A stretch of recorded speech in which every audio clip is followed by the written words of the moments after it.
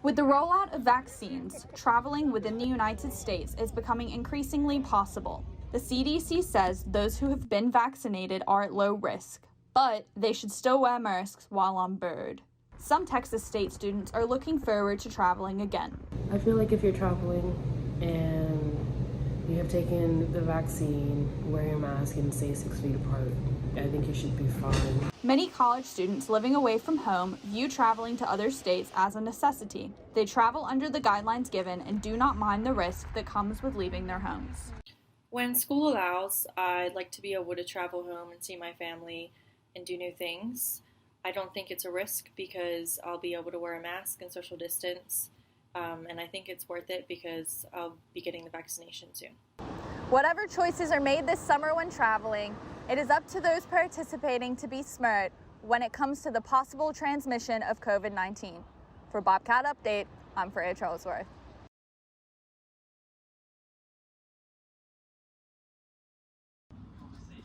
Since the outbreak of COVID-19, many students have developed anxiety, depression, and other problems due to stress. To help them cope, some have sought to certify their pets as emotional support animals, or ESA.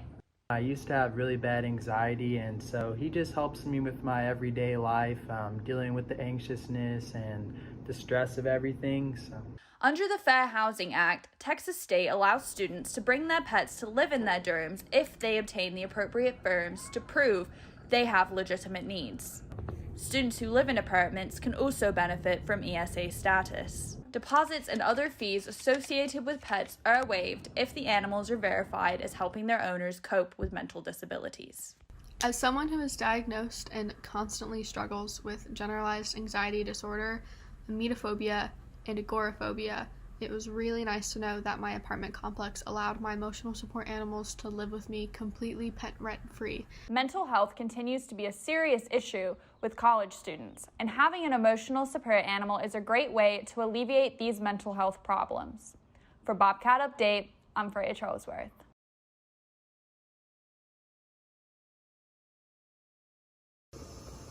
Due to COVID-19, many nursing schools have shut down their clinical labs and clinical sites in order to decrease the spread of the virus. This is directly impacting students, as they are being stripped of their opportunity to practice critical patient scenarios before going into the medical field. Yeah, so since we don't have access to clinical and medical sites, it makes it hard for us as nursing students to know what it would be like to actually deal with patients in the real world. It's actually kind of scary because I feel like hands-on experience is extremely important when it comes to working and learning in the medical field. Some nursing students say they may not be prepared for the job market even though they have succeeded in their academic program. I'm worried for real life, like I'm supposed to be going and taking care of these patients who aren't just remote, like actual human beings, and it can be a little scary. Despite their lack of hands-on experience, students are doing their best to finish their nursing programs and hope to land a job afterward. For Bobcat Update, I'm Freya Charlesworth.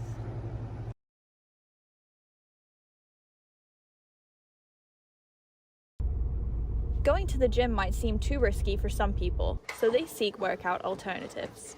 So I'm working out at my girlfriend's house, and I bought this gym set in order to not go to the gym because I've already had COVID and it was not a pleasant experience. Still eating right, working out every day, and just trying to avoid COVID. Most gyms require face masks and cleaning of equipment before and after it's used, and some gyms also require their guests to maintain 6 feet of distance between themselves and others. The extra effort seems worth it to those who go. I go to the gym and it's just fine. You have to wear a mask and you have to wipe down your equipment and whatnot. But I don't really have a problem with it. I continue going to the gym. One's health journey is a choice. Each person must find a way to stay in shape and not feel threatened. For Bobcat Update, I'm Freya Charlesworth.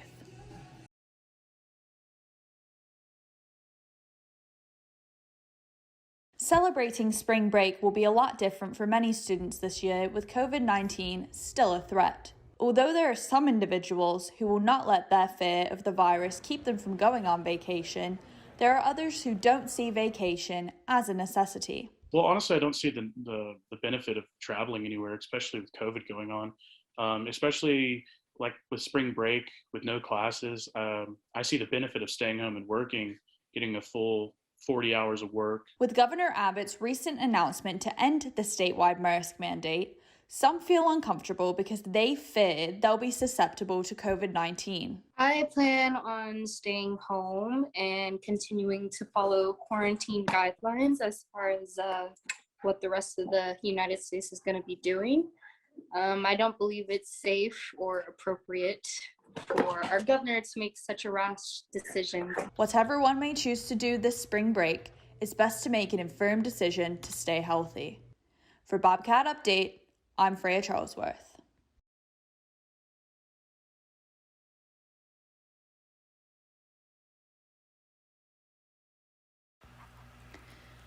This story goes all the way back to the summer of 2004. This summer will always be one that resonates with me. It was during this year that my parents decided to move to America. For this to make sense, I'll give you a little backstory. I was born in England, Colchester, Essex, England. So yes, that means I am English.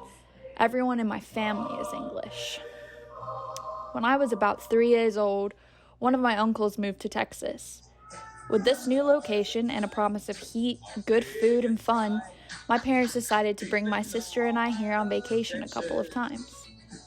As an oblivious child, I always thought these adventures were simply vacations. Boy, was I wrong.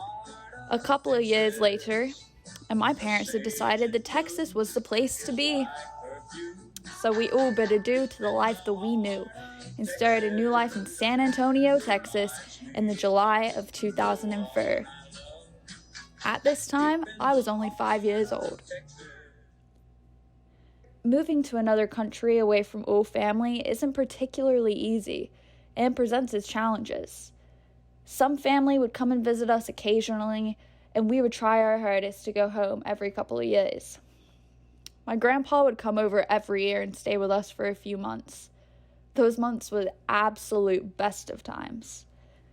However, one year he came to stay with us and things took a turn with his health, so my dad went back to England with him to ensure he got the help that he needed. That next year was extremely hard. We found out that he was battling stage 4 prostate cancer that had spread to his lungs. Learning this news and being so far away from him was horrible. We went back to England for a while to spend some much-needed time with him. Those days flew by so fast. He unfortunately passed away in 2013. I'm glad we were able to spend the time with him that we did. However, it's hard not to think about if things could have been prevented had we remained in England versus moving to Texas. Moving to the United States has taught me an immeasurable amount of life lessons. I think the biggest lesson I have learned, though, is that time is precious and the smallest moments can amount to the greatest and most cherished memories. I never thought that the few months a year that I got to see my grandpa would mean so much to me now. Of course, the time I spent with him was always precious to me, but those memories are treasured beyond compare. This year I will have been in Texas for 16 years. Those 16 years have truly shaped me into the person I am now. I do still miss England a lot, but I constantly find myself asking, if I still lived in England, would I be a completely different person? The answer to that is a mystery. However, I am pretty proud of the person I am today, and I know I probably wouldn't be there had I never moved to the good old Lone Star State.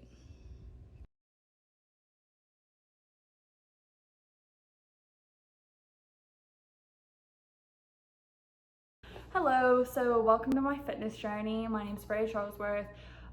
Today is November 5th. It is my first documented day of working out. Hopefully by December 2nd, I will have lost 5 pounds.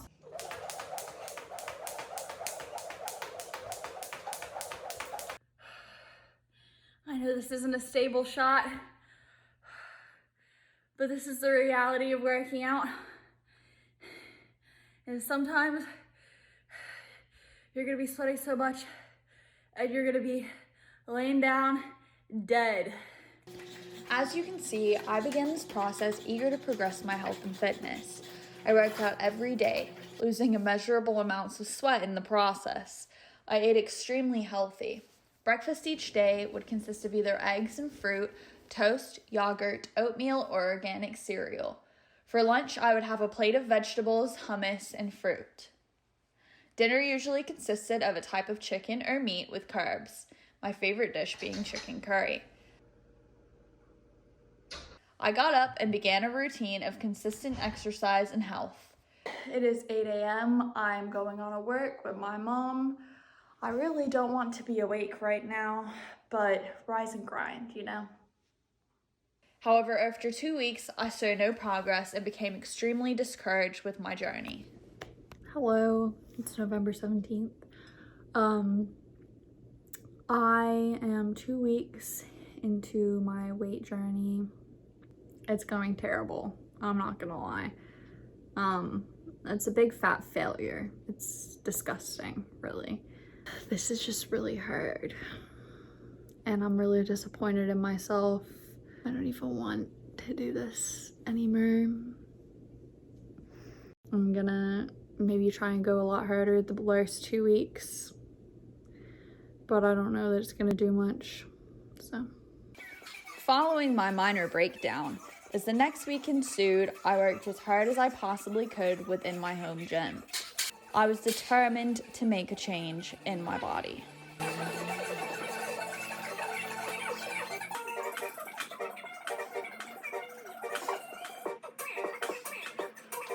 I even made sure to keep a workout partner.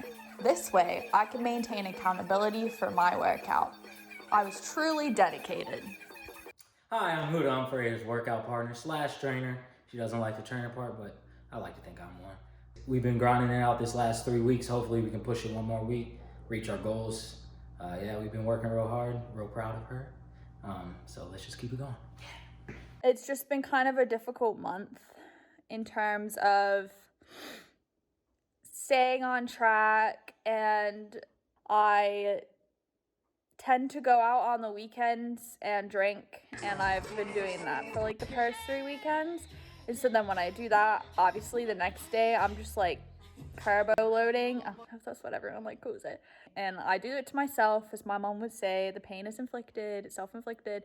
But obviously that is not key to maintaining and growing a better body. I just need to ensure that this last week I'm not messing around. I'm going as hard as I can to see optimal results, even though they probably won't amount to much. Did I go hard that last week? Well, it was Thanksgiving. So absolutely not. I filled my stomach with a bunch of food that was kind of fattening, but you know what? I would do it again and again and again. It is the last day of my fitness journey. I did not end up losing 5 pounds. I lost about 3 this entire time.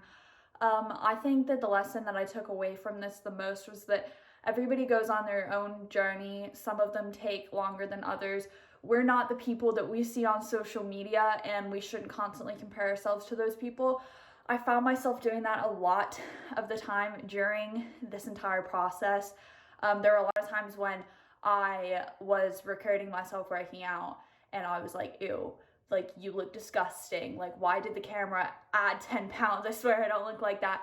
And, you know, I didn't record a lot of the workouts that I did because of the fact that I have it brainwashed in my mind that the way I look isn't beautiful. And I think that everyone needs to, you know, have more body positivity. I definitely never have. I don't know that I ever will, but I'm trying to look on the positive side of things and know that, you know, like, to get to a certain place in my life, it will probably take me time to achieve the goals that I want with my own self and my own appearance. So I just think that everybody should just be aware, like, don't compare yourself to all these social media, you know, influencers. Like, the societal standards for beauty is disgusting, and I think that everyone in themselves is just, you know, everyone's beautiful. And I think that is mainly what I took from this. It's a struggle, but if you keep going and you don't let all of this get in your way, you can achieve your goals and you will achieve them.